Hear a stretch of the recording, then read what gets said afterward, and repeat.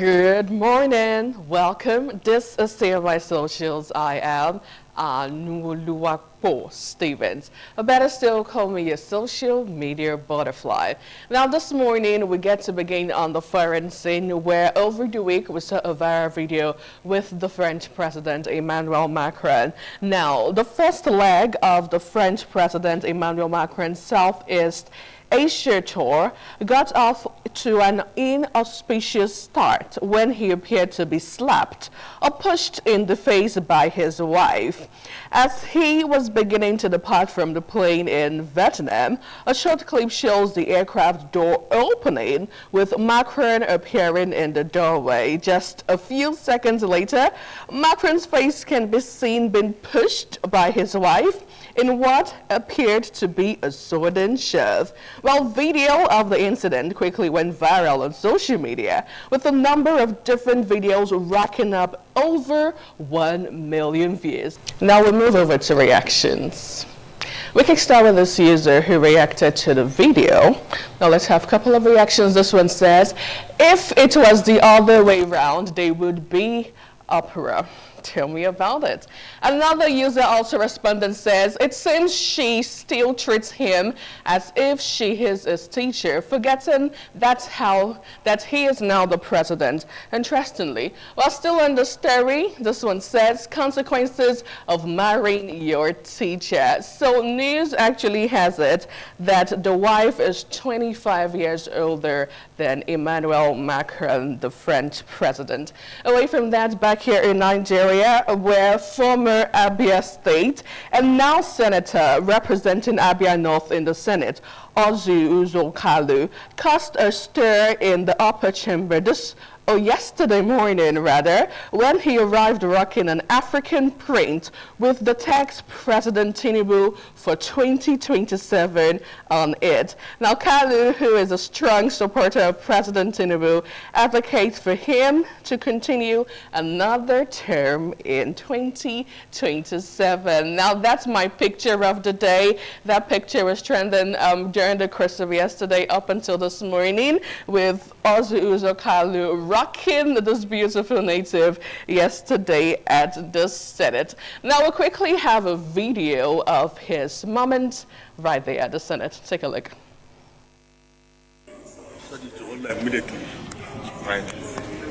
Most of your reports now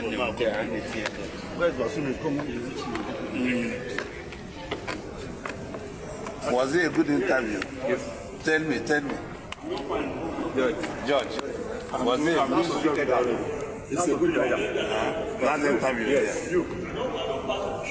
And I like informatic. And I came with I like informatic. let him finish, that made nice. Now let's have a couple of tweets and reaction to this interesting video. This user says, politicians only care about next election. It's so unfortunate that the government is yet to spend 2 years in power. Another user on X responding to this amazing video, this one says, Oga is planning a vice president slot for 2027. Well, would that work? I don't think so. Now, still on the story, we'll move over to all the reactions. This one says, APC started 2027 campaign so early. Is it fear or favor? What really is going on? Now, finally, on the story, this user says, everybody is fighting for their own selfish interests. No one is fighting for the masses again. They don't care if the government is favoring others. Once they are okay with themselves and family, we did 2025. Some people done the campaign for 2027 just for their own selfishness. Well, away from that, let's go over to NAFDAC versus VDM. So over the course of this week, VDM recently released a video where he said NAFDAC, the National Agency for Food, Drug Administration and Control, on Monday actually accused social media influencer Very Dark Man of inciting traders at the Onitsha Bridgehead market to defy federal regulatory measures following recent raids on open drug markets in Nigeria. A viral video of VDM actually alleged that NAFDAC demanded 700,000 naira from shop owners to reopen their shops again. Now, let's have the press release NAFDAC released yesterday. So that's the press release from NAFDAC addressing this recent issue. But we'll move over to the viral video from VDM and go over to reactions. Take a look. Alright, so this is my first time in Anambra State. I've never been here before. And a very important thing brought me here. And what brought me here is the extortion and what I call stealing from NAFDAC. And I want to call them out so that they will stop. Because what people are doing here is evil and a very big extortion. And from this video here, we will put out on a must stop. There's no two ways about it. Now, what happened in this market? This is the biggest drug market in Nigeria, am I right? Yeah. West Africa, sir. West Africa. Yeah. Right. Now what happened? NAFDAC came here in February to shut it down. February 8th to shut it down. This market has over 5,000 shops. Yeah. Right, listen. Over 5,000 shops. Now, reaction to this video. PTLB has reacted to the video. The whole essence of the story is some time ago, NAFDAC went to shut down shops at Onitsha market and came back to tell them that just for you to reopen, you have to pay a certain amount of money. So VDM alleged that it was over 7 million naira, but NAFDAC, on the other hand, came out to clarify the issue. How did you take this online? We go over to tweet and reaction. This one says, you lock people's shop for fake drugs, then come back and ask for a bribe of 700K for their shops to be open when you're supposed to prosecute those guilty. Can you people make it make sense to me? Good question there. Another user respondent says, why were you asking every store to pay 700,000 naira to get their shops open? Why have you not clarified that? That is what we want to hear. Where are the people that you caught selling fake drugs? Because you should be taking them to court. Now, finally, this user says, okay, this one says, the problem is not collecting this money. What happens afterwards? Hope the storage and distribution system will be closely regulated to avoid this repeating again. Now, moving over to my fourth story for you for today would be the former Central Bank of Nigeria, Godwin Emefiele. We saw him leaving the courtroom in a hurry alongside his lawyer after the conclusion of yesterday's hearing in his ongoing trial with the EFCC. Well, Emefiele and his co-defendant, Henry, are facing 19 counts bordering on alleged bribery and corrupt demands totaling $4.5 billion and 2.8 billion naira. The former Apex Bank chief had earlier made a brisk entrance into the court before quickly exiting once proceedings were over. Now we'll move over to the video and get your reactions.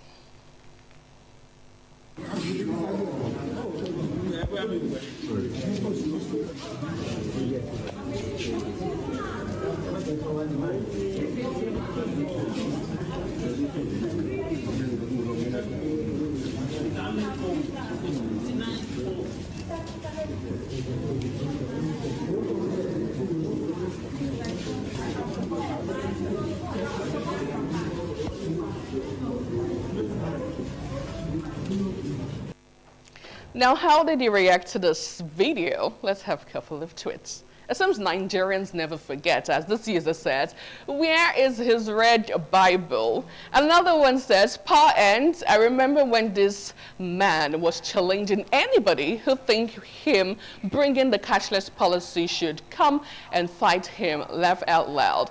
But still in the story, this user says, this guy served Nigerians and be acquiring wealth for his great-grandchildren. Now, finally, on the story, this man contributed immensely on the bad economy happening in Nigeria today. Thanks to the president for rescuing us. This is the only good thing the president did for the nation. Now, finally, on TMI socials this morning, The interesting popular entertainer Speed Darlington is currently facing widespread condemnation following a viral Instagram live video in which he seemingly admitted to defiling a 15-year-old.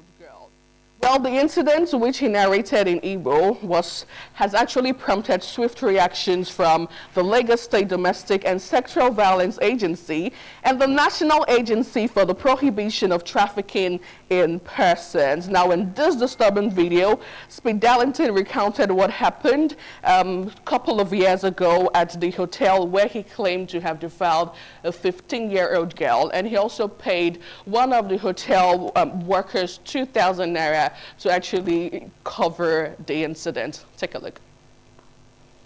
Could come change the sheet for me. Attach him 2,000 because the thing, oh my God. Maybe I see a club, maybe I have to travel over.